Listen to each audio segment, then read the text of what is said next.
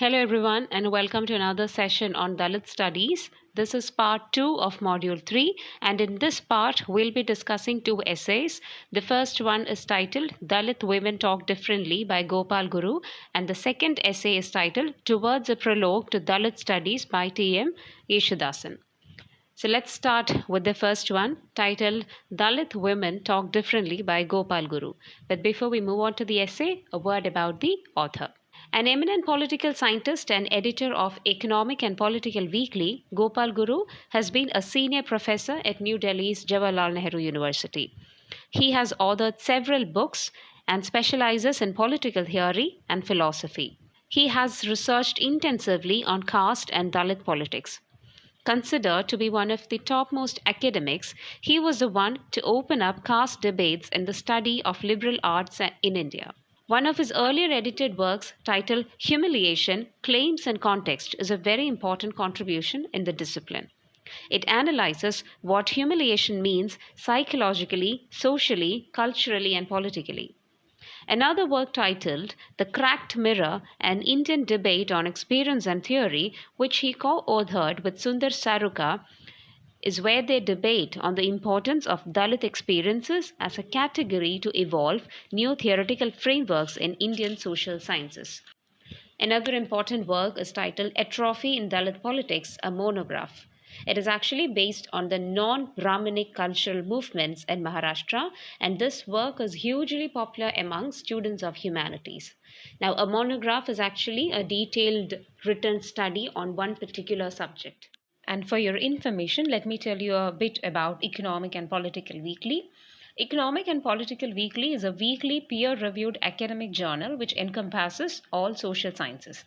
This journal is published by the Sameeksha Trust. The journal was first called Economic Weekly when it came out in 1949, and the editor was Sachin Chaudhary. It was renamed Economic and Political Weekly in 1966 and is considered one among the most prestigious scholarly journals in India. The current editor of Economic and Political Weekly is Gopal Guru. And also, the essay that you're going to discuss, Dalit Women Talk Differently by Gopal Guru, was published in the Economic and Political Weekly in 1995. Gopal Guru begins the essay by saying that over the past years, the women's issues have gained global attention, and as a result, they are being discussed on various global platforms. Thanks to all the relentless efforts and ceaseless struggles of women to bring these problems in front of the world. The year 1995 is significant in terms of women empowerment. The Fourth World Conference on Women, Action for Equality, Development and Peace was the name given for the conference convened by the United Nations in 1995 in Beijing, China.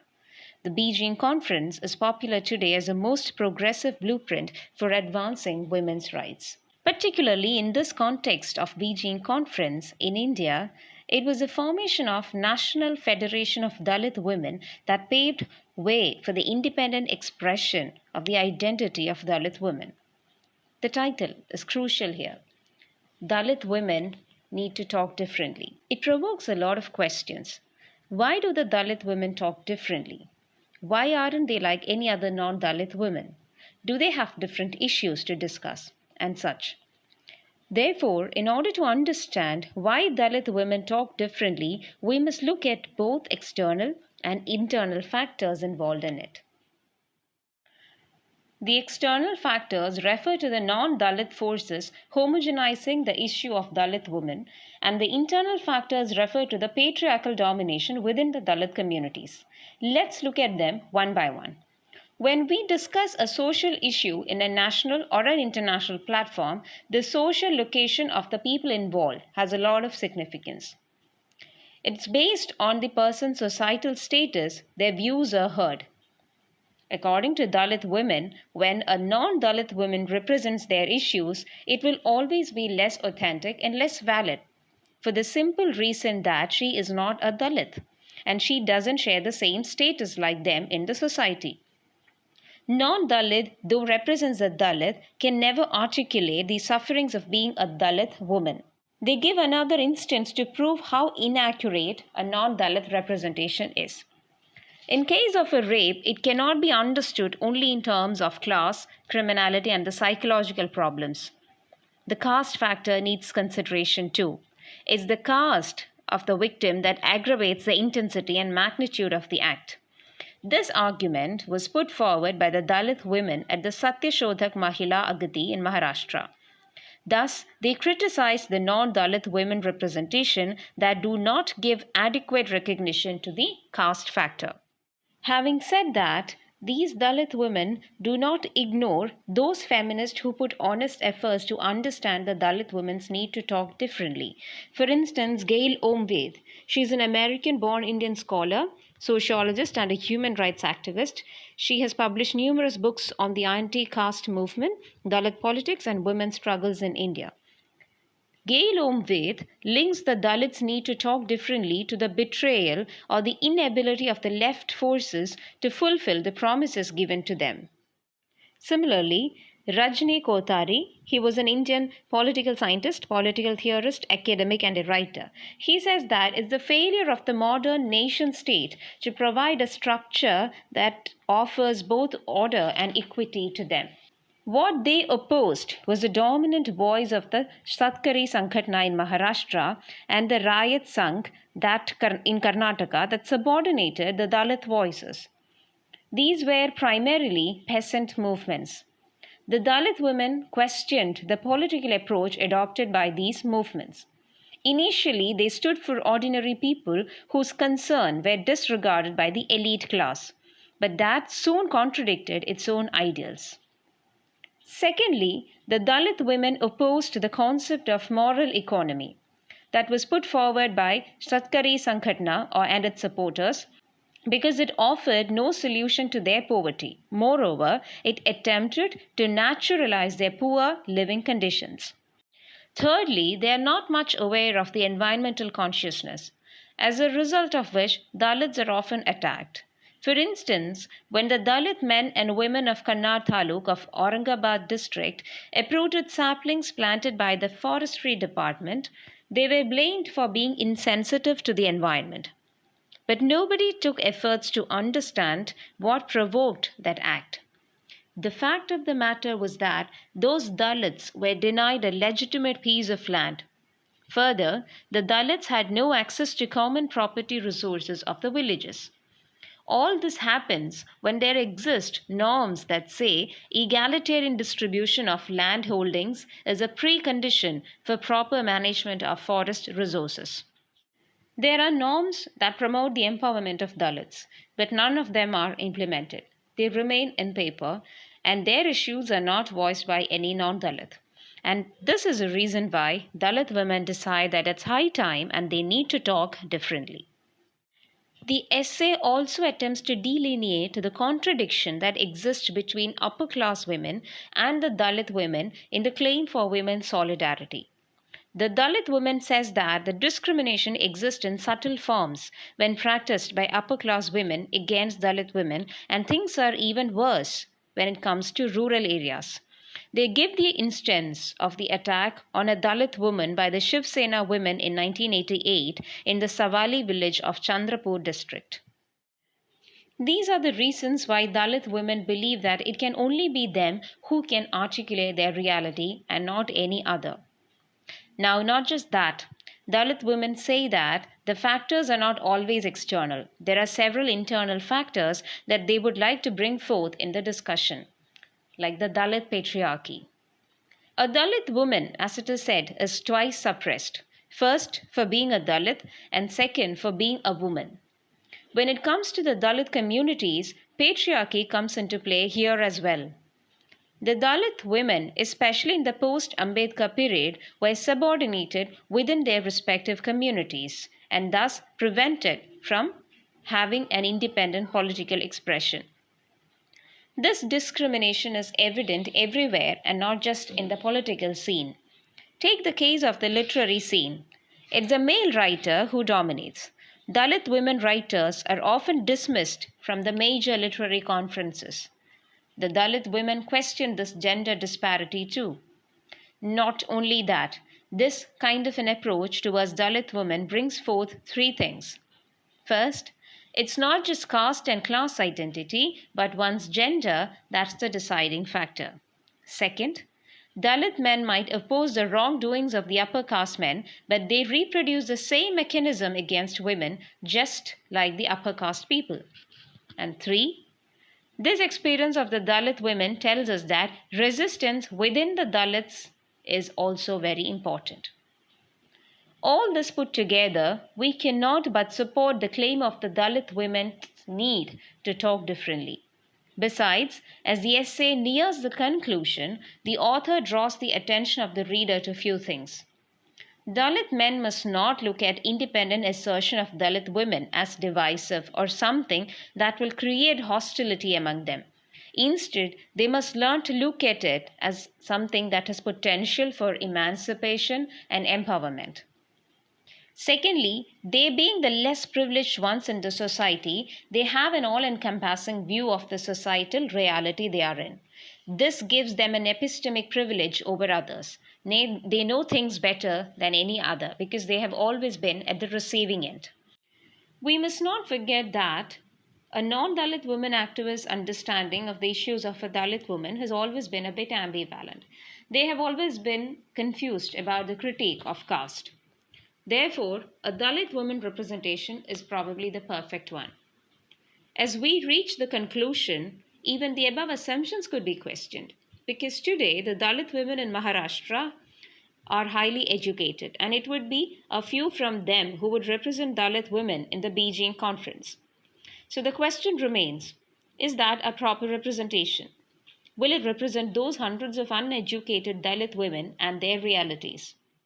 Besides, India is keen on projecting itself as a model for gender issues and has therefore sponsored the team to Beijing conference. Dalit women thus challenge the patriarchy too. Dalit women in both Gaya, Bihar went against the state's decision to hand over land in the names of Dalit men because they knew if it happens, it would only suppress them even more. They are taking on India's new economic policy of privatization and globalization. Besides, Dalit women in Maharashtra have come out in solidarity against the violence created by the Hindutva forces. They are definitely getting stronger and going to take the protest forward. The essay turns the attention of the reader to something that has been ignored for long. It tries to make the readers think about a Dalit woman's need to talk differently, and it gives ample arguments in support of that. Now let's move on to the second essay titled Towards a Prologue to Dalit Studies by T.M. Yesudasan. Professor T.M. Yesudasan is an influential teacher of literature and a pioneer in the field of Dalit culture and politics. He was a principal advisor to the Penguin Books on new Dalit writings from South India, and it was titled No Alphabet in Sight. This was edited by K. Satyanarayana and Susi Taru. This came out in 2011. Another work by T.M. Yesudasan titled Beliyadugalude Vamshavali garnered much media attention and critical acclaim, and this came out in 2010. The late 1970s and 1980s saw him as an active participant in the CSI youth movement. This movement questioned the caste system and also raised the issues of the working people. This was also the time when T.M. Yesudasan came in contact with Father Kappan. Father Kappan was a Jesuit priest whose theological stances evoked strong criticism in traditional circles of the church, and he decided to move out of this Jesuit church and started living among the poor.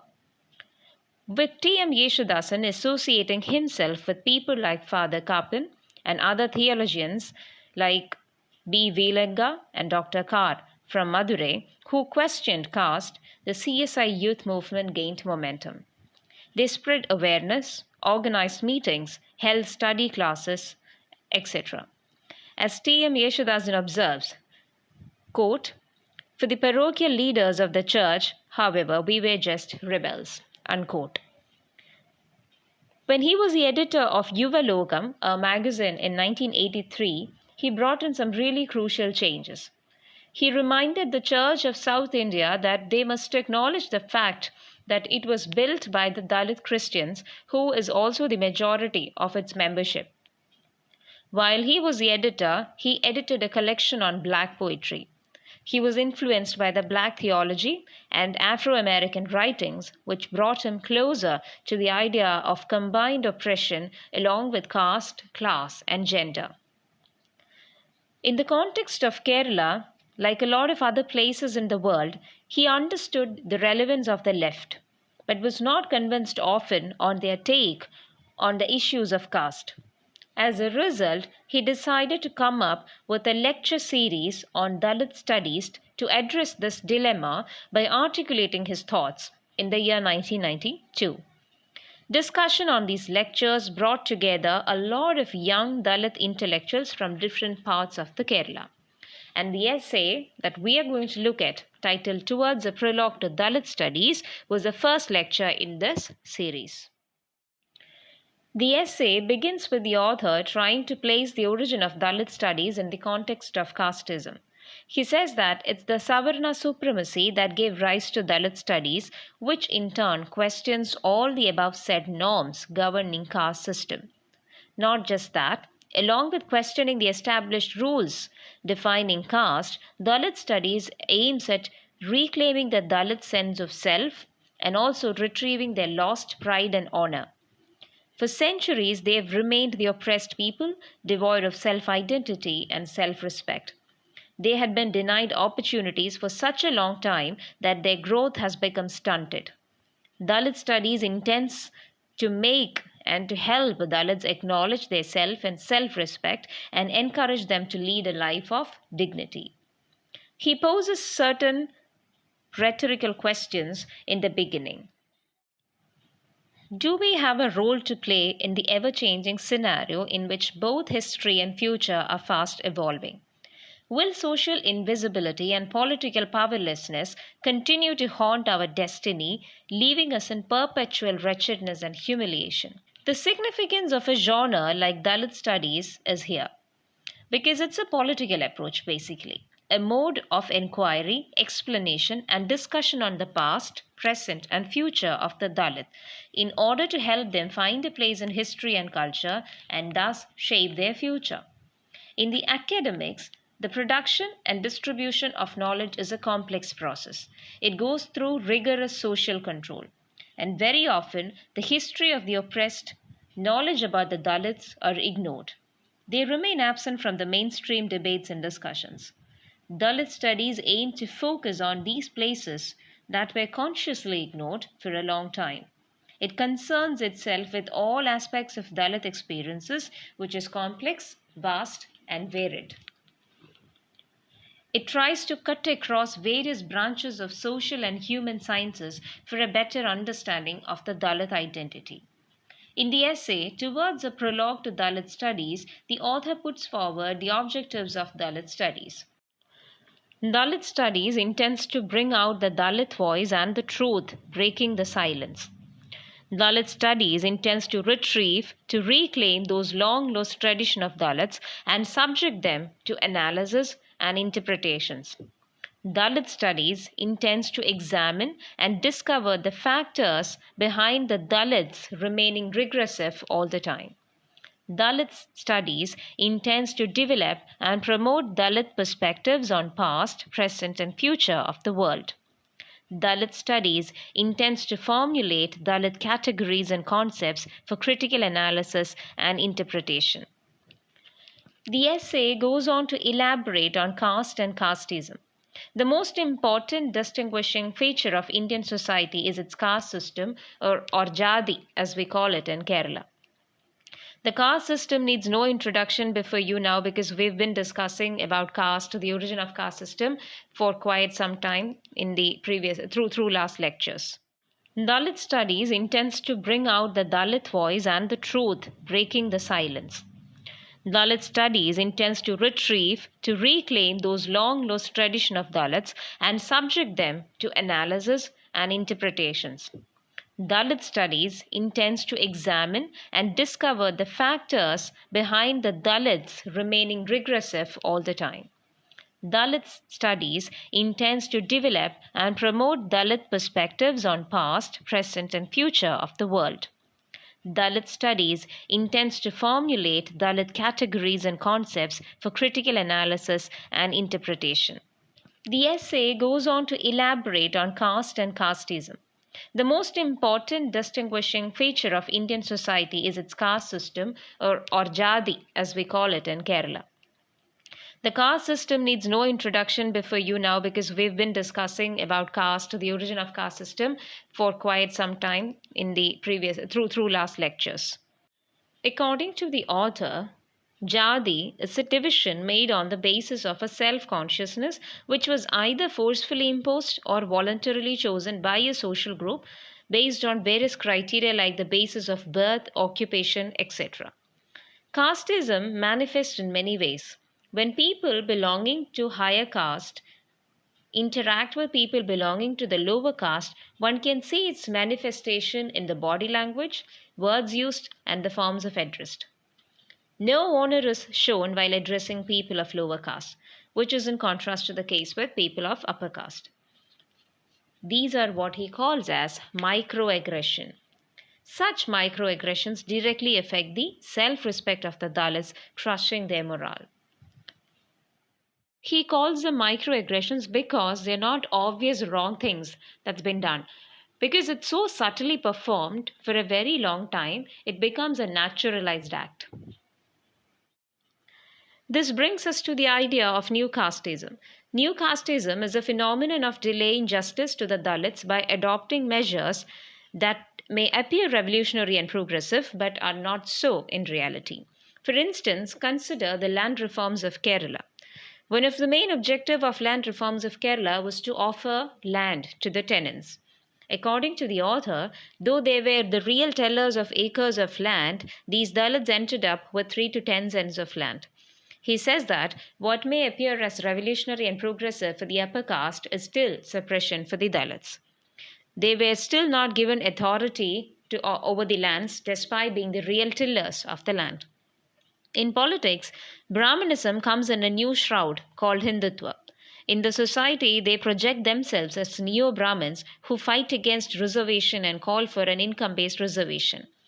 In cultural field, including the popular culture like movies, the dominant Hindu tradition is the one that appears in print and electronic media.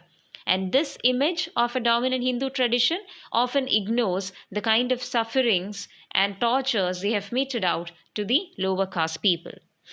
The author points out at the way age-old Brahmanism has succeeded in ensuring its presence in different forms in the present age also. Even the Gandhian concept of integration couldn't save the Dalits.